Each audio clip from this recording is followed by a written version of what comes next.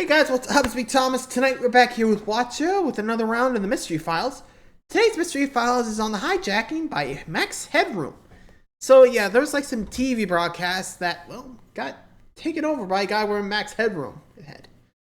Yeah, it gets pretty weird. I think you can actually see the clips if you look for them on YouTube. So, I don't know if I was alive during this time, so probably didn't see it. Or maybe it wasn't in my local area. Well, anyway, might as well learn more about these hijackings of the TV waves and see if it got solved or not. Be sure to like, subscribe for more. Hope you enjoy. Let's check it out. Let's begin.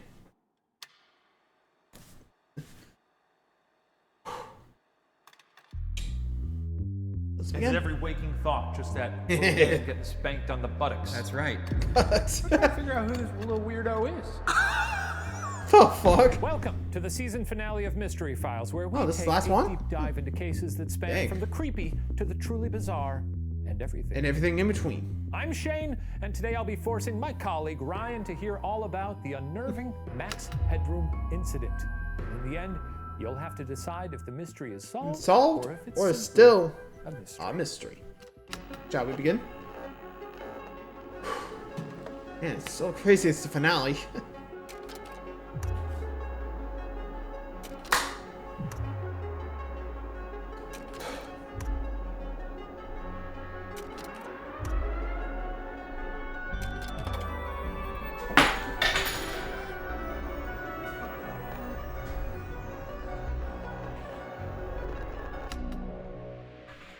We're back. Do this You are incident. back. You look very studious. I guess so. Well, I wanted to, channel cable jacker vibes. Oh, I see. I guess like if you were like crawling around like the upper crawl space. I've got, little satellites, dishes. Those are like library glasses in like a blue collar setting. I sort of feel like Emilio Estevez in the first scene of Mission Impossible. We're talking about Max Headroom. Do you know this man? I know he was a man. He's a character, though. Do you know that? Like a fictional character? He is not a real guy. Oh, something happened to him? Maybe. Now, We'll before see. we get into it, a word from our sponsor. Hey, little fella, what you doing? I told you to stop calling me that. You know Little fella. No, I don't. We've done this a million times. Well, why don't you give me a hint? Banking. More specific. Financial independence. Less specific.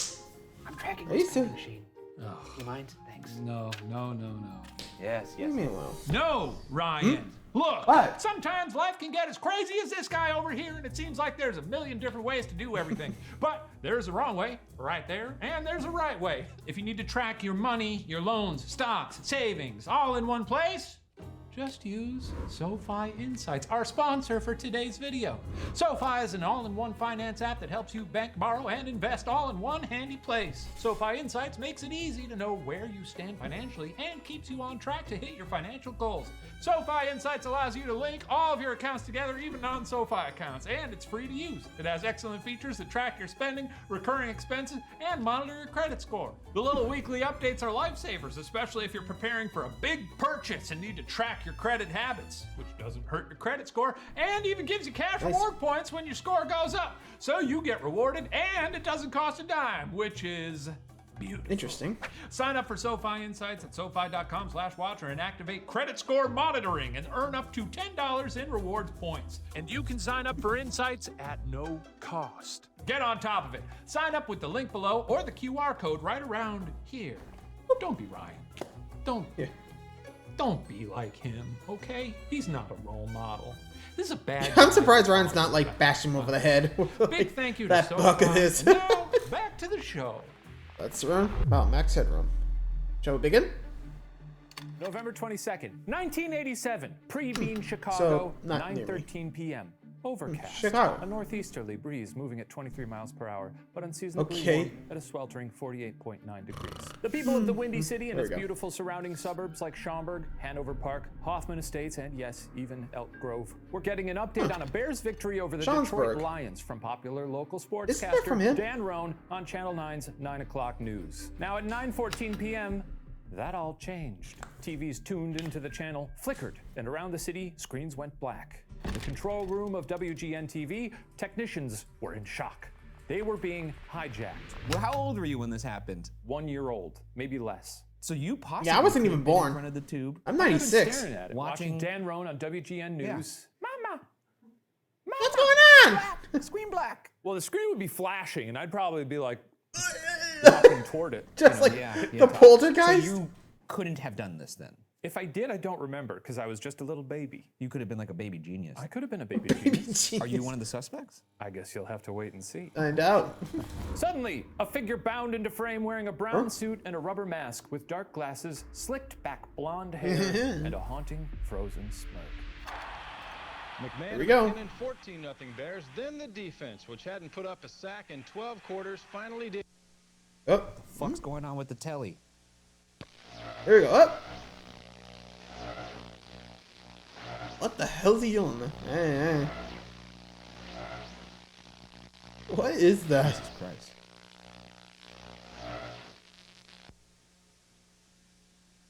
That it? Well, if you're wondering what's happened, so am I. Actually, the computer that we have running our news from time to time took off and went wild. So what we're going to do is start over from the top of the Bears and tell you once again about the 30-10 victory they had over Detroit today out at Soldier He Field. said that was because of a computer? He makes it sound like the computer came to life. Yeah, It's it like makes a- it sound like that guy is inside the computer and that's how the computer works and he was just trying to figure it out. That man is the artificial intelligence who controls our news station. Yeah, Beep, that's boop, Compy. bop. the guy who I am lives in our robot. Sorry, computer. that Sorry you had to computer say that. went crazy. We'll He stop didn't on the say top. anything during this. It's extra scary. He's just sort of like, hi. It's unnerving. If I saw that live, I'd be fucking freaked out that we were about to get nuked or something like that. I agree. I'm trying to think. Of Yeah, what I mean, the considering the biggest, time like, period, not live surprised. Oopsies I've seen. I guess there was Janet Jackson's Oopsies? nipple, which we celebrate. Nothing that tops God. this. No, this is really good. And I got to give it to Dan Cohn. Dan Roan. Dan Roan. Ron, thank Good you. job. Yeah. You're making me feel safe by talking about Compy, the guy who lives in the computer. Oh, the computer went a little wild. Back to your cage, Compy. Oh, boy. The man. Copy. And also the way it's just like, I mean, you gotta admit, like, the fact that Ron just stopped talking and it was like, hey, something going on? Oh, what the? I don't know if they just cut his mic when it happened. Which, I mean, I can see that happening, but yeah, honestly, if I saw that, like, live, I'm gonna like, what the hell?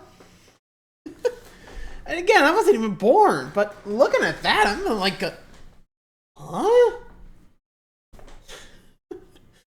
I'm gonna be like, Mommy, who was that? I don't like him. I don't know why. Where did I go with that voice? I don't know. Anyway, moving along. I guess the next one's coming up. Unknown. The mask, however, was recognizable. Max Headroom, a popular character created in 1985 in Britain as, quote, the world's first computer-generated TV host. In this case, AI actually gave an artist a job instead of taking it away, since Max was played by actor and comedian Matt Frewer. Now, the character became a cult personality, notorious for his sharp wit, and because, you know, capitalism, etc., the dark cyberpunk parody about technology and media was given an ad campaign for New Coke, a late-night talk show, and eventually an hour-long series on ABC. The show premiered earlier that year, but was canceled only weeks before the hijacking after losing a ratings battle against Miami Vice, which, you know, What are you gonna juggernaut. do? He got those ratings in a vice grip. But that's pretty funny. He started out as like this edgy guy, and then he was in Coca-Cola commercials. Yeah. What would you sell your Taken out by Miami Vice. Probably like Orville Redenbacher or Good like brand. some sort of like popcorn brand. Disneyland. There's a lot I think you would. There's a fair amount. Yeah. It's easy to buy. Back to Chicago, Next. where a maniac buzzing in a mask just hijacked the attention of thousands of viewers. Thousands? Yeah, it was. I mean, I mean, it's still Chicago, local not news. worldwide. I don't know what their ratings are on those things. At least 100,000. Like how many people are in Chicago? Well, 100,000 is still thousands. Getting, I mean, yeah, but hundreds of thousands is like 100,000 is still thousands. Hundreds of thousands of Technically people. still Hundreds of thousands would be a better way to communicate that. Thousands makes me feel like there was like 3,000 people too. Hush! Hush! Hush! Sorry. Moving along. After about 30 seconds, WGN's technicians regained control. Screens were back Cool. on the sportscaster. As we saw, chipper but a little nervous, WGN's technicians immediately began to hunt for the culprit in the building, suspecting an inside job, to no avail. And Max was just nothing. getting started. At 11:15 p.m., Max struck his next victim. Oh, Channel BBC 11, this time. WTTW, the window to the world. The PBS affiliate was in the middle of an episode of Doctor Who called The Horror of Fang Rock. This time, Max refined there you his go. technique. He was in control of the channel's transmission for 1 minute and 22 seconds. Now, also Damn. with audio, though most of his words were barely intelligible. That first one was a little bit of a dry run. He's not gonna be wanking it in this next one, is he? Well, He better not that's a little be. spicy. The only way to learn. I'll get you a hot drink. Some dry clothing.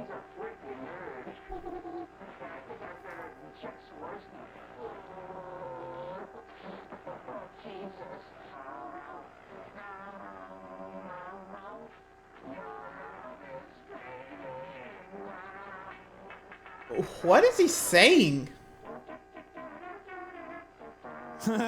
Dur. What?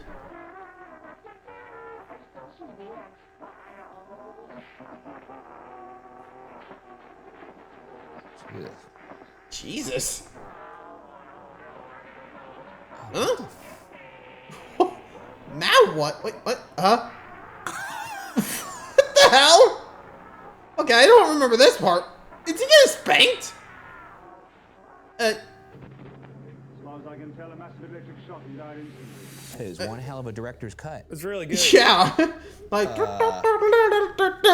These people are very fortunate that this guy decided to just dance around in a mask and not like cut to a clip of him like fucking or something like that. It's got big Joker vibes. And then all of a sudden, he's getting his bare ass spanked by a fly swatter. And Yeah. it's like, well, there it Yeah, is. what the hell? That's haunting. There's a part at the very Yeah, that's beginning where he traumatizing laughs, for a and little it sounds kid. like the laugh you do sometimes, a little. If I was there, I would have been making robot noises. I would have had a blast. Oh man, this is great. So we're gonna try and figure out who this is. We're trying to figure out who this little weirdo is. I hope we don't figure it out.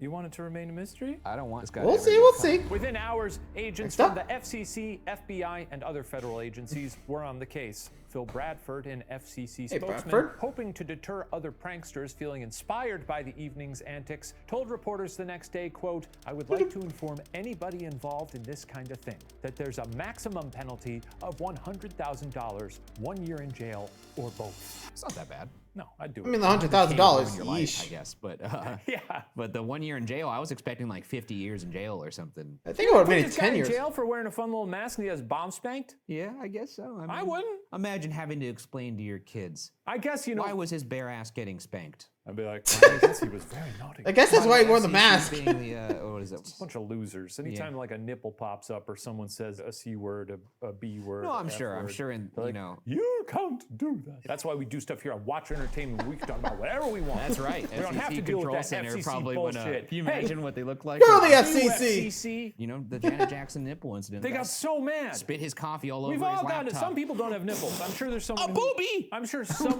in history was born without nipples, but we've all got nipples, all right? Now, in fact, this type of happening to it. of the airwaves, whether viewed as a prank or potential act of terror, had become a Sure national was. problem in the past year or so.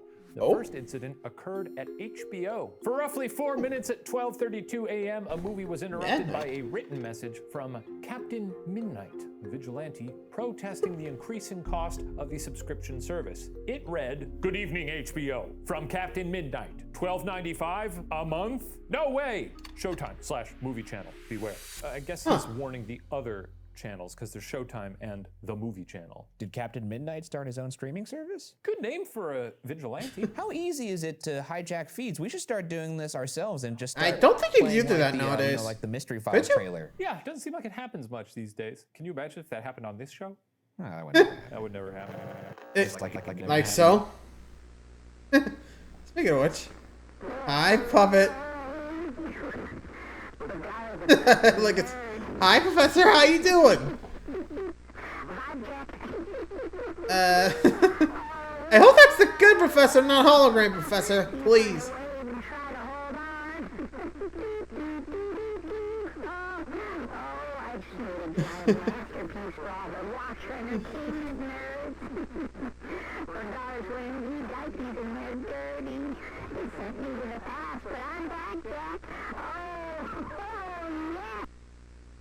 I don't think you should have confessed to that on camera, honestly. Yeah, well, I mean, it had to get out You eventually. did what you did, I guess. Well, Captain... Well, that happened. I guess the professor just wanted to stop by and say, hey, I'm going to be coming back soon, so keep an eye on and watch her. Yikes. And also, yeesh, I'm not even sure what was the spanking deal. Actually, I don't know if I want to know.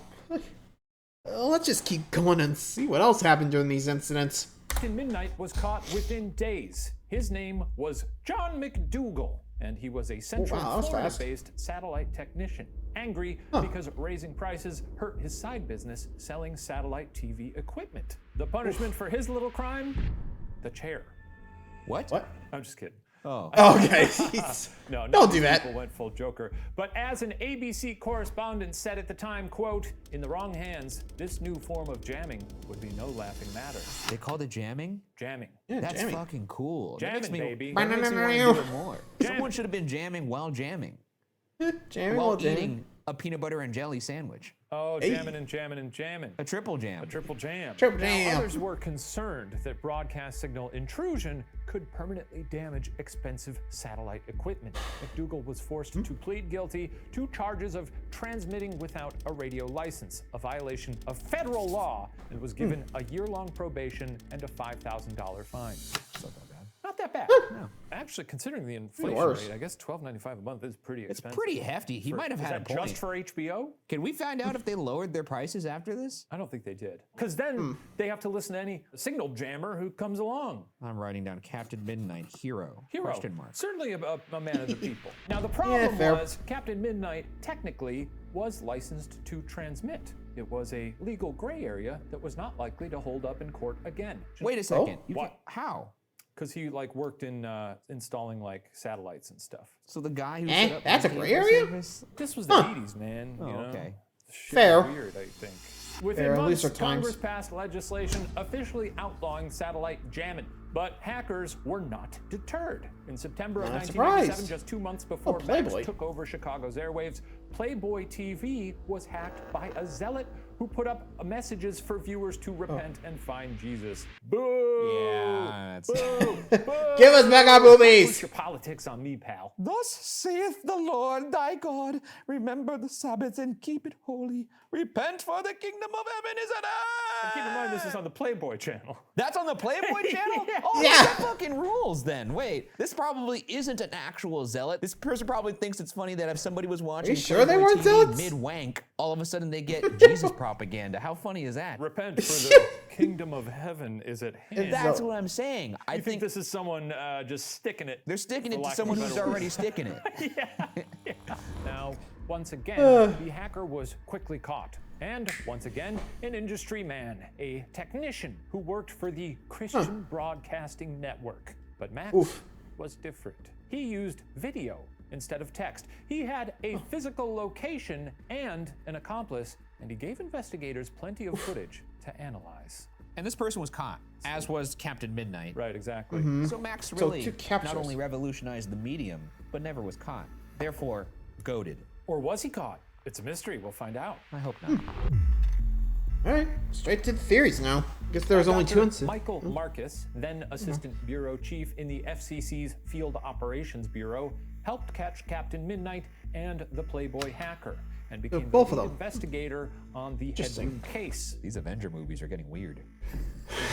Now, Marcus says the culprit didn't require expensive equipment, but, quote, Really? it had to be someone who knew the technology, maybe a broadcast techie, but there were other techies who could figure it out also. He also said his investigation was held up by other agents. Quote, the Really? head man in Chicago said, what am I supposed to do?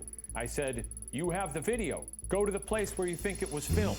I just love seeing him dance around, and then it cuts to a talking head of some pissed off old white guy it who's like, is- we're gonna catch this son of a bitch. Yeah, imagine Like, this he man really facing did anything. The So, investigator. I know, can you I even love it. tell where His that's been every filmed? waking thought, just that little man getting spanked on the buttocks. That's right. Yeah. Now, Max could have been caught from two possible locations. First, the place where the signal hijack began. In this case, receivers atop the John Hancock Building and Sears Tower, meaning the culprit had to be way up there, possibly in a high-rise apartment or a rooftop somewhere between the two studios, somewhere on the north side of Chicago. There's the Hancock, you'd have to be all the way up there. Okay, that's the one jam point. That's a jam point. Jam point one. Note the jam point.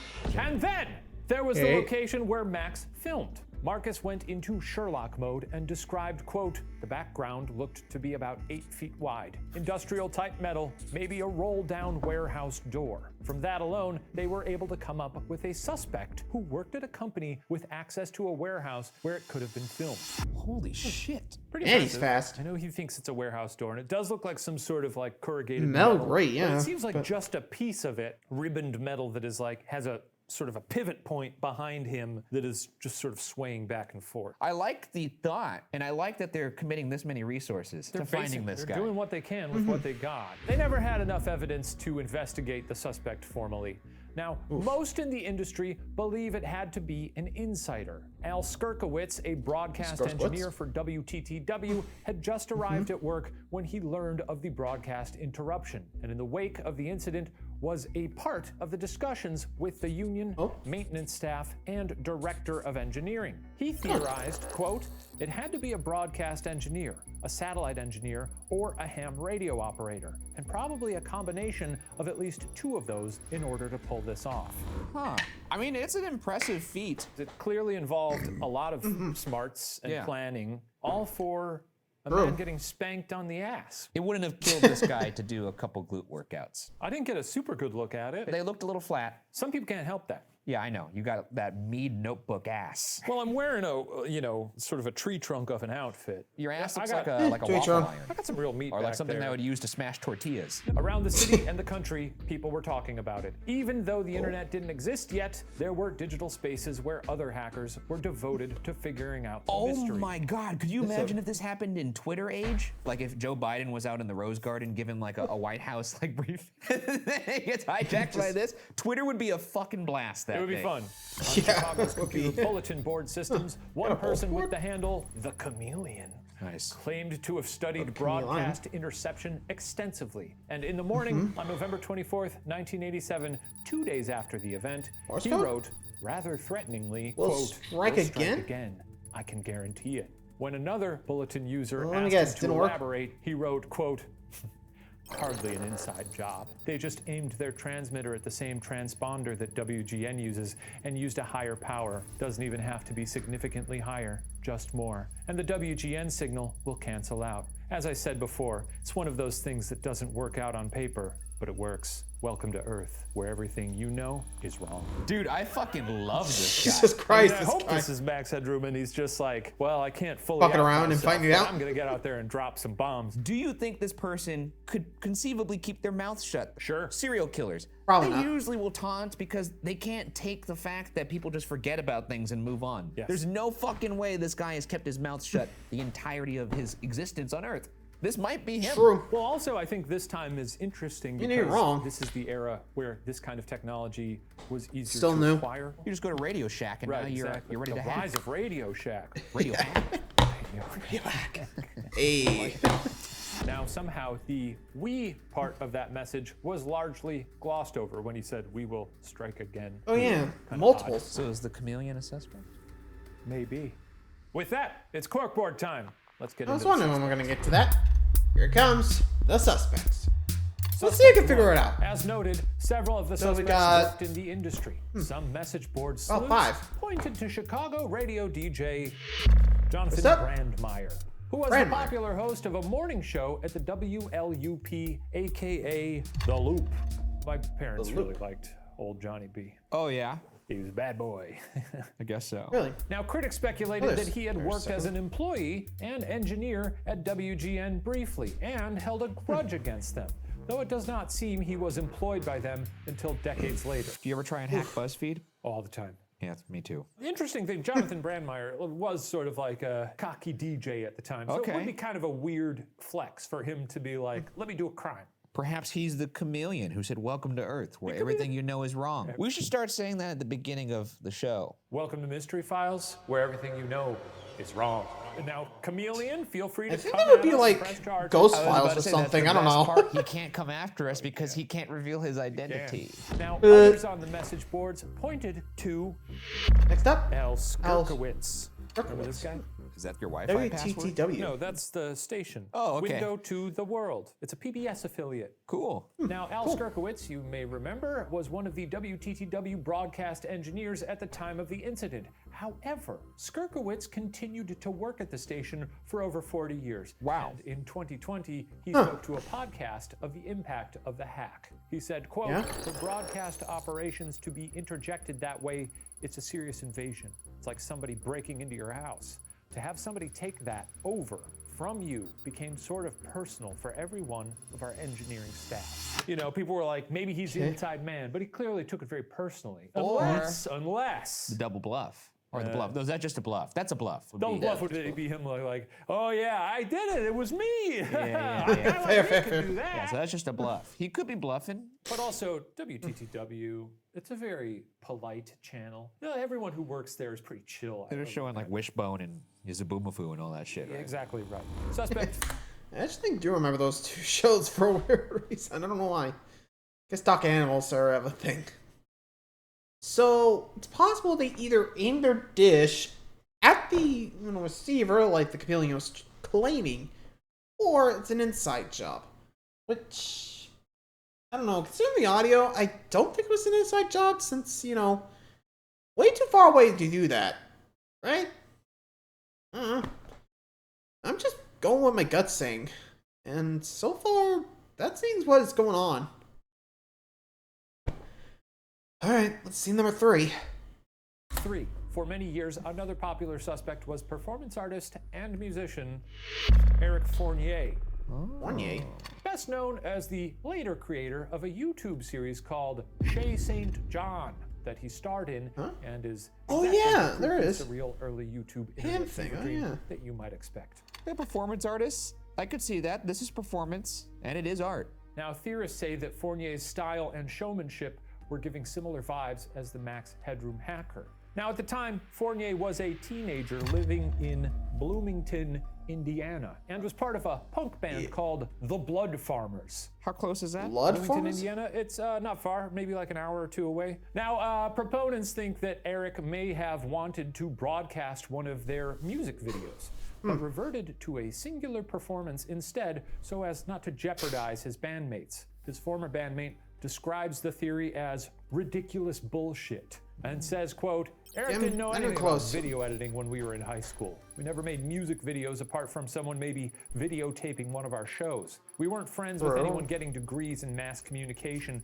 and had no access to broadcasting equipment. I think the only time the four of us were ever in Chicago together was to see a Pixies concert at the Riviera." I love that. This could be just a bro sticking up for his bro. Sounds like a bro sticking up for his bro. But Covering for his bro.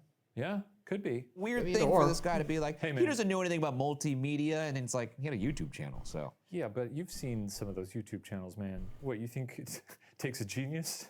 Sometimes I do think it takes a genius. A whole team of them. Yeah, Now, true. Ryan, I got a question. Like you said, Hit bros me. sticking up for bros. Yeah. What if I had done this? And someone came to you and said, we've got our suspicions that it might be old Shane Madej over there in Schaumburg. Let me guess, he sells them out, Illinois, but like, we got our instantly? suspicions. Or I'd give them your home address. You just rat me out? Probably give them the office address, If too. you did it, I would be proud of you, and I would not tell anybody. Oh, I'd tell them immediately. You're nasty. You're a nasty guy. I'm just One kidding. squeals, the other... I'd tell them Stephen Lim did it. Now, I would do that too. That'd be funny. Watch his ass go to prison. Yeah, watching them slap the cuffs on Stephen Lim. Meanwhile, we're like, Fournier Poor passed Stephen. away in 2010. Oh. Sad. R.I.P.. His Poor friends Eric. and family maintain that while he would have been amused by the accusation, he was innocent in this case. I love that his family being like, he didn't do it, but it's pretty funny. It's pretty funny. Big fans. All right, so our final suspects. Now, these last two came into the public imagination over 2 decades after the incident, when Bowie Pogue shared a viral thread on Reddit. claiming to have the Ask Memes thing. first-hand knowledge of the hackers from his time as a young and crusty pre-internet cyberpunk.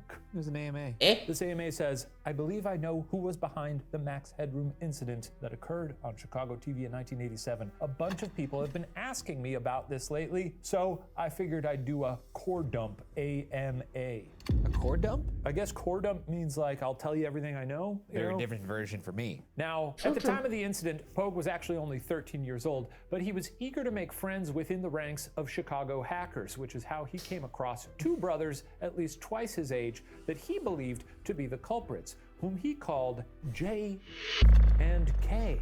Cool, JK. the guys from Men in Black. I didn't even put that together, but you're right. Will Smith and Tommy Lee Jones. I fucking knew it. In between punching cockroaches, they're like, hey, let's Just fuck around with Chicago. Chicago local They news. seem like the kind of guys who'd get up to this. It just occurred to me, this I mean, would Will be two Smith- people because Will's a there was somebody slapper. spanking. The way that the spanking cuts in makes me think that part of it is pre-recorded. But at the very least, there's two people who know about it. There's a spanky, Right. and there's a spanker. Seems like there would have true, to be multiple people, true. though. You're right. I'd paint my butt cheeks blue. Like the Blue Man Group? Well, that's because they wouldn't be able to know what I am. I clearly could see that this was a Caucasian male. Right. Those butt cheeks were pale as snow. Those So looked exactly like mine. I can't imagine your cheeks see much daylight. No, they're like porcelain. Porcelain. Porcelain They cheeks. actually look like this. Now, Jay Okay. was the younger brother, and Pogue describes him as having savant syndrome. Quote, Jay knew a great deal about not just the broadcast spectrum, as you can see here, but the electronics that underpinned that sort AKA of the stuff. phones. He was a broadcast hacker. Pogue described that Jay was strange and socially awkward, largely cared for by his older brother, Kay, who worked for a telephone company, and, quote, was very normal looking by anyone's standards. And along with Kay's girlfriend, M, obviously. Is JKM. Now, Okay. J, K, and M actually all lived together in Kay's apartment about 10 miles History or so of- from downtown Chicago. We've got a lady who could be sporting a fly swatter. I can't Nasty boy, remember nasty boy, nasty if boy. I saw the hand. Was it a I think particularly? it looked like a lady. Now, Pogue claimed the day of the Max Headroom incident that he was at J&K's place with a few other hackers / nerds when Jay started referring to something as big. Big. Now, because this story wouldn't be anything without it, the group then relocated to a Pizza Hut, where Pogue questioned Jay further about what big meant. And then, quote, Kay leaned forward and told me, just watch Channel 11 later tonight. Pogue wrote on Reddit, quote, all of his jokes constantly involved something childish and or sexually boy. deviant. The video, for all intents and purposes, is a perfect reflection of Jay's sense of humor. Scattered, nervous, and comically sexually deviant. Sounds like me. I look at the guy in the mask and all I see is Jay. That does sound like you. Scattered, Yeah. sexually deviant. Talk about poop a lot, perhaps. You do talk poopy about poopy. poop. In 2008, Pogue updated the Reddit post saying he and Rick Klein, chief curator of the Museum of Classic Chicago Television, had come across evidence that he believed exonerated J&K. While they could not go into great detail publicly, it seemed Klein and Pogue both were under the impression that it would have been nearly impossible for the hack to have been an outside job. The technology wasn't advanced enough for an amateur to have the tools to pull it off in the wild. I love a guy starting a Reddit thread saying, I know who did this. And then later being like, they're exonerated. They didn't do it. Yeah. No Yeah, way one too thought hard. they did it except you. Update. Yeah, I was true. wrong about everything. Though, of course, because this is Earth, where Everything is wrong. Oh, shit. I want to say thanks to All Stolen right, now that Mystery. you've got your lay of the land, before I reveal whether or not this remains a mystery, who do you think out of these suspects did it? I don't trust Reddit, so it's the last couple are out. Number Yeah, 3, don't true. think that dude had that time. I'm actually going to go with 2, the You lifer. think it was Al Skirkowitz? Yeah, the guy who worked there for 40 years and then gave that podcast Has to. interview. The genial employee of I WTTW think Channel so. 11. I think he got tired of people not talking about it anymore, hence going on the podcast, and then tried to up his street cred in his own mind again. Well, I don't want One to or point two. any fingers at Al personally, because he seems like a lovely man. He's got lovely ass cheeks. Feeling So you're going with Sweet Al. I'm gonna go with Sweet Al. Though, of course, because this is Earth, where everything you know is wrong, the internet has also pointed out the possibility that Pogue himself was the hacker, and his post could be a way of deflecting or distracting attention from himself while staying at the center of the dialogue, which brings us back to who knows. The Headroom hooligan was never caught. Let the Max Headroom incident be a mystery. Mystery forevermore. So it was a mystery. Good job, whoever did it. I'm glad Only that one person didn't solved get caught, case. to be honest. Yeah, it's a cool thing to do. If you're just having fun and you're, getting your ass spanked on TV, go do it. One or two are Don't the do it most for obvious nefarious reasons. ones. Just I get don't your know about ass out. three. Yeah, because, exactly. Well, Ryan, it's been a great season of doing whatever we're doing down here. Oh, thanks, man. I like solving mysteries with you, or not solving them. You never Hopefully quite you'll know get what some to do. more I later. never do. Well, hey, thanks for watching Mystery Files. We'll see you next season. I hope. What if they replace us? Like if we passed away, or just If we 'cause- both passed away. Oh, okay. If we both Awkward. passed away. I love Pizza Hut! Well, there you go. Max Headroom, done and dusted. And still a mystery to this day. Ouch. Which, honestly, considering like how old it was, I'm not surprised it wasn't solved. But what do you guys think? Out of everyone, what do you think it was? I mean, tough call, but guess we'll never know. So, till next time, thanks for watching, everybody. See ya.